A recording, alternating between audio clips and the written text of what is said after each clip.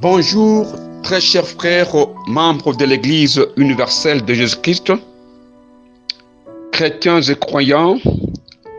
Ce matin, nous avons le devoir de partager ensemble notre nourriture quotidienne.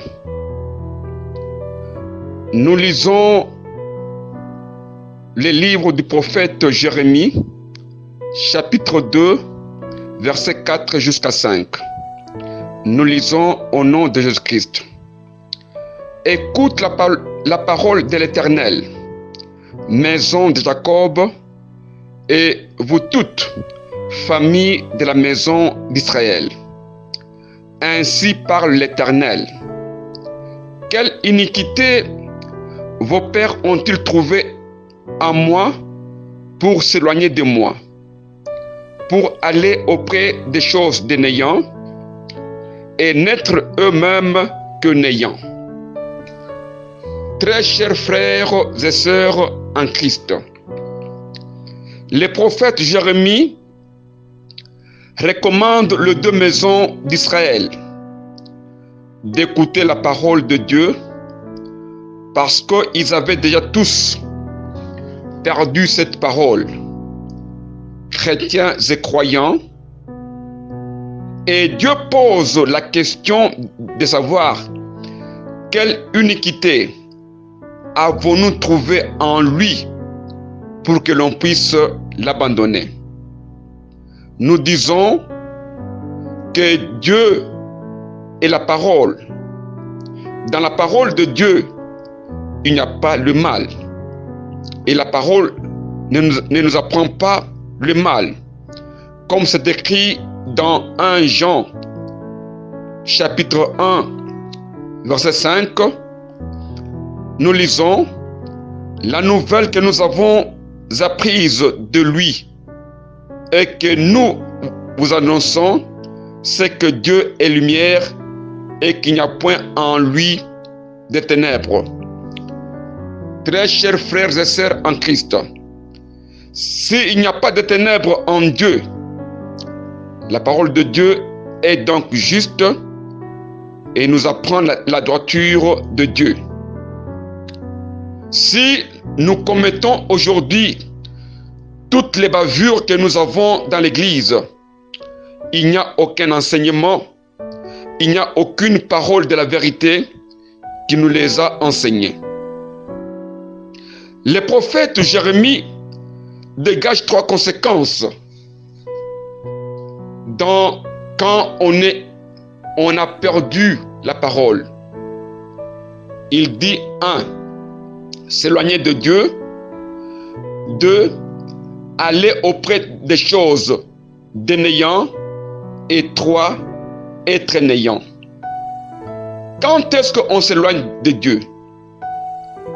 On s'éloigne de Dieu quand nous commettons le péché. Car le péché nous éloigne de Dieu. À l'image de l'Église actuelle, qui est fondée sur la haine, les divisions, les rancœurs, nous sommes très éloignés de Dieu et de la parole de Dieu. Bien que nous prétendons toujours être de la parole, mais si nous faisons la comparaison entre la parole et nos comportements actuels dans notre Église, on est éloigné de Dieu. 2. Aller auprès des choses des néants. Comme nous avons perdu la parole, nous avons abandonné la vraie doctrine pour nous attacher au matériel et les organisations de l'Église, source de conflits dans notre Église. Voilà les choses des néants qui aujourd'hui domine l'Église au détriment de la parole qui devait nous sauver. Dans l'Église, le plus grand débat aujourd'hui tourne vers l'organisation et les matériels. Voilà les choses des néants. Et 3e point, être néant. C'est-à-dire que comme nous avons perdu la parole et que nous sommes en train de tourner vers les choses des néants, nous sommes devenus aujourd'hui nous-mêmes néants devant Dieu et devant les hommes. Car nous avons perdu la parole doctrinaire et nous sommes restés dans le débat inutile qui n'a aucun fondement de la vie éternelle. Très chers frères et sœurs en Christ, ceci dit, nous parlons de l'apostasie dans l'Église. C'est-à-dire, notre thème du jour est intitulé « L'apostasie dans l'Église ». Sans plus tarder, nous lisons l'Épître aux Hébreux, chapitre 3, verset 12. Nous lisons au nom de Jésus-Christ. « Prenez garde, frères, que quelqu'un de vous n'ait un corps mauvais et incrédule au point de se détourner du Dieu vivant. » L'apostasie, très chers frères et sœurs en Christ, c'est un abandon ou un détournement d'une doctrine à une autre. Quand on se détourne de Dieu pour adorer les choses des néants, nous avons abandonné notre foi qui était fondée sur l'amour pour s'attacher à d'autres doctrines et retourner à la haine. Voilà le commencement de l'apostasie dans notre Église. Nombre, chapitre 14, verset 4. Nous lisons. Et ils se dirent l'un à l'autre, nommons un chef et retournons en Égypte. Très chers frères et sœurs en Christ, après avoir quitté l'Égypte, l'Église a été rachetée du mal par la parole de Dieu. Nous voici aujourd'hui retournés en Égypte. Tous les mots sont admissibles dans notre Église. Nous avons nommé les chefs qui nous dirigent aujourd'hui vers l'Égypte. Et ce retour en Égypte est l'apostasie. Après avoir quitté l'Égypte par la puissance de la parole de Dieu, après avoir quitté les doctrines des pharaons qui consistaient à faire travailler des gens avec de lourdes charges et que Dieu nous a libérés, nous voici aujourd'hui retournés encore en Égypte.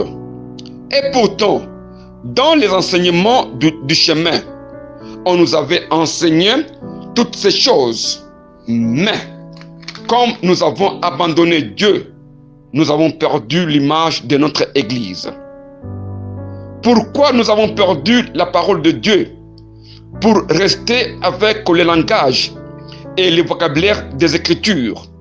Et pourtant, nous avons été enseignés par Moïse et jusqu'à Paul la parole de Dieu. Et on nous avait prévenu de ne pas abandonner cette doctrine et de rester dans la parole de Dieu. Pour bien aborder ce sujet, nous devons enseigner les 3 jours de l'enseignement de Moïse jusqu'à Paul. Nous commençons avec Moïse. Nous lisons Exode, chapitre 19, verset 10 jusqu'à 11. Avant de lire ce passage, nous disons ceci.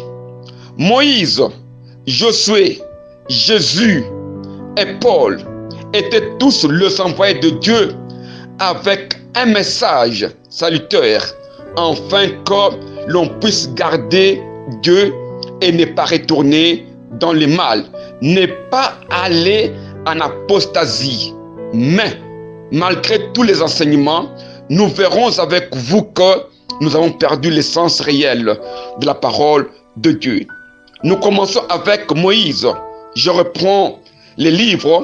Nous lisons Exode, chapitre 19, verset 10 jusqu'à 11. Nous lisons au nom de Jésus-Christ.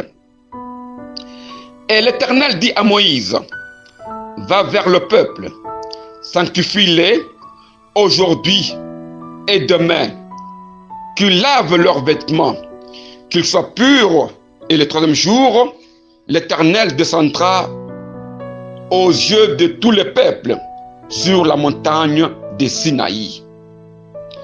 Très chers frères et sœurs en Christ, Dieu a confié à Moïse la mission de 3 jours. Dans les 3 jours de Moïse, il devait sanctifier le peuple et chacun devait laver ses vêtements à partir de l'eau que Moïse avait donnée. Laver le vêtement, c'est changer les comportements à partir de la parole de Dieu. Les comportements visibles pour voir le Dieu de Sinaï, qui est la parole de la loi. Pourquoi aujourd'hui nos vêtements sont sales? L'ivrognerie dans l'église, l'adultère, le manque du respect, les mensonges. En tout cas, est-ce que l'enseignement de Moïse nous a-t-il aidés? J'en passe. L'apostasie à la loi de Moïse. Cette apostasie vient quand? Vient quand? Si nous lisons Deutéronome 31, 29, très cher, nous lisons au nom de Jésus-Christ, car je sais qu'après ma mort, vous vous corromprez et que vous vous détournerez de la voie que je vous ai prescrite. Moïse, avant sa mort, la mort de Moïse, c'est-à-dire que la mission termine et qu'on devient indépendant. On entre en Canaan. Et c'est là que les détournements et l'apostasie commencent. Se détourner de la voie prescrite par Moïse, c'est l'apostasie. Nous avons oublié tous les enseignements du chemin dans le désert. Les 3 jours de Moïse ne nous servent à rien. Nous avons formé une église qui est fondée sur le mal et le mal visible. Or, la loi est là pour nous aider. Nous avons aujourd'hui les apostats et les apostates. Et on se détourne de la parole de Dieu. Et quand on devient chrétien, avec les passages tels que Christ est la fin de la loi, tiré dans Romains 10, 4. C'est pour dire que les apostats et les apostates ont des vêtements sales parce que dans le Christ, il n'y a pas la loi. Comme il n'y a pas la loi en Christ, entrez en Christ, voir ce qui se passe là-bas. Tout le monde a les vêtements noirs, tout le monde a les vêtements sales, et si on lui pose la question, on ne juge pas les oints de Dieu. Avec les passages pareils. Et pourtant, la mission que Dieu avait confiée à Moïse dans le désert, c'était de laver les vêtements. Et pourquoi est-ce que nos vêtements sont devenus sales? On ne juge pas les oints de Dieu. Christ est à la fin de la loi. Donc, la mission et l'enseignement de Moïse dans le désert sont oubliés. Très chers frères et sœurs en Christ, nous avançons avec Josué. Josué était aussi un messager. Qu'est-ce qu'il a laissé comme étant message? Nous lisons Josué chapitre 1, verset 10 jusqu'à 11.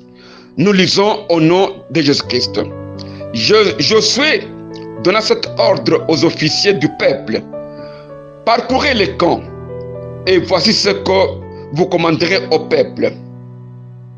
Préparez-vous des provisions, car dans 3 jours, vous passerez ce Jourdain pour aller conquérir les pays dont l'Éternel, votre Dieu, vous donne la possession.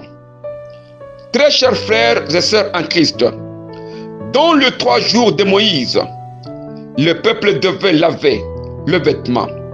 Mais les 3 jours de Josué, on doit préparer les provisions pour traverser les Jourdains. Les provisions qu'on devait préparer, c'est les paroles de Dieu, les connaissances de la vérité de Dieu pouvant permettre de conquérir le pays. Pourquoi est-ce qu'on doit avoir les provisions? La réponse est dans Nombre, chapitre 13, verset 32, nous lisons: le pays que nous avons parcouru pour explorer est un pays qui dévore ses habitants. Tout ce que nous y avons vu sont des hommes d'une haute taille. Très chers frères et sœurs en Christ, Canaan est un pays qui dévore ses habitants. Si tu n'as pas les provisions au Canaan, tu seras apostasie par les géants de Canaan. Rappelez-vous, quand Abraham est entré en Canaan avec une cortège de Saraï et de Lot, il s'est retrouvé en Égypte. C'était encore l'apostasie. Et surtout, avec les phénomènes maccages, les formules de prière, que vous trouverez les hommes de haute taille qui sont en Canaan, si vous n'avez pas la provision, voilà l'apostasie, vous risquez de vous perdre au Canaan. Tel qu'il est écrit en Juge, chapitre 3, verset 7. Nous lisons au nom du Seigneur Jésus-Christ. Les enfants d'Israël firent ce qui déplaît à l'Éternel, ils oublièrent l'Éternel et ils servirent les Baals et les idoles. L'apostasie est donc l'oubli de la parole de Dieu. Nous, les apostates et les apostates du Canaan, nous avons cru dans cette église. Pourquoi? Nous avons oublié la raison de notre foi. Les idoles de Canaan que nous avons sont les cahiers de prière et des formules de prière que nous avons dans nos maisons.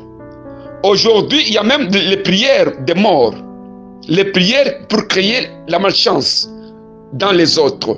Et comment est-ce que nous devons chercher à la prospérité de l'Église? Voilà ce que les apostats posent aujourd'hui à l'Église. Sans plus tarder, nous allons avec Jésus. Nous lisons Luc, chapitre 13, verset 32. Nous lisons au nom de Jésus-Christ. Il leur répondit: allez et dites à ces renards, voici, je chasse le démon et je fais des guérisons aujourd'hui et demain, et le troisième jour, j'aurai fini. Jésus, très chers frères et sœurs en Christ, a fait son ministère dans 3 jours. Dans les 3 jours de Moïse, on devait laver le vêtement. Les 3 jours de Josué, avoir les provisions. Et les 3 jours de Jésus, on devait chasser les démons et guérir les maladies. On chasse les démons pour que les esprits impurs ne puissent pas envahir l'église et qu'on ne trouve pas l'infirmité dans l'église. Jésus vient préparer l'homme intérieur dans 3 jours.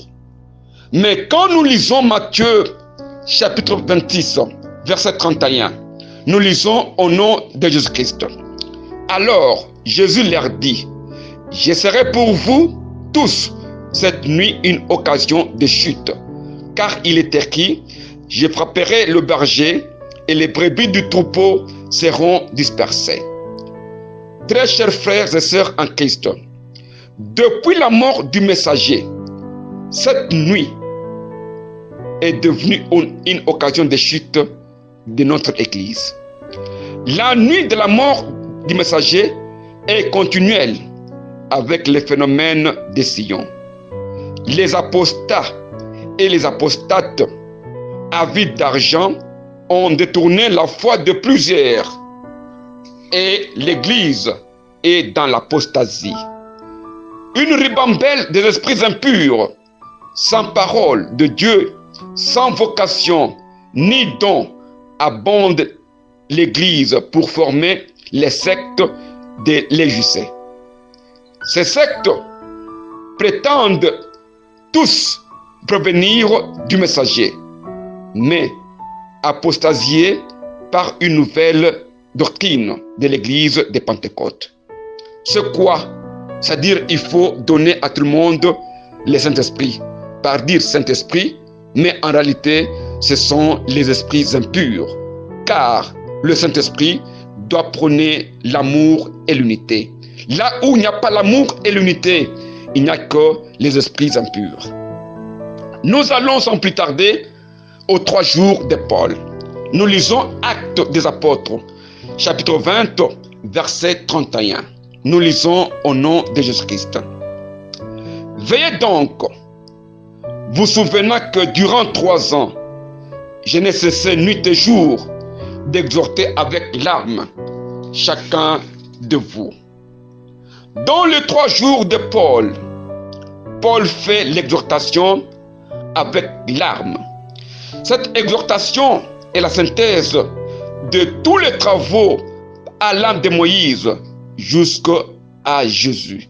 Si Moïse a lavé les vêtements, Josué a préparé des provisions, Jésus a chassé les esprits impurs et guéri les maladies, alors Paul est venu avec une exhortation afin que l'on puisse rester dans la parole de Dieu, gardant l'unité et l'amour de l'Église. Pourquoi est-ce que Paul a exhorté?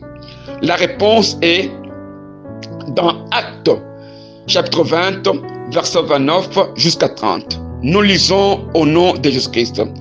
Je sais qu'il s'introduira parmi vous, après mon départ, des loups qui sont cruels, qui n'épargneront pas les troupeaux. Très chers frères et sœurs en Christ, Jésus a laissé son troupeau. Comme le messager avait aussi laissé son troupeau, les loups sont de faux enseignements qui sont venus après la mort du messager. Des enseignements tels que les royaumes, les surnaturels, la royauté. Le messager avait dit que le Christ n'est pas la fin. Il y a un autre enseignement que nous devons avoir pour atteindre les royaumes. Et tout ça, ce sont le faux enseignants qui sont sortis de nous pour faire sortir de nous les gens et aller en apostasie. Or, en tout cas, nous avons le cœur qui fait mal quand on voit notre église apostasier et que les apostates et les apostats adhèrent aujourd'hui et nous apportent de nouvelles doctrines. Très chers frères et sœurs en Christ, vous qui suivez ces messages, préservons l'unité et l'amour de notre Église. Sinon, nous serons tous dans l'apostasie de l'Église, telle que nous vivons actuellement l'apostasie dans notre Église. C'est votre frère, apôtre missionnaire Taylor Kankonde Kalomba, à partir de Kasumbalesa. Je vous remercie.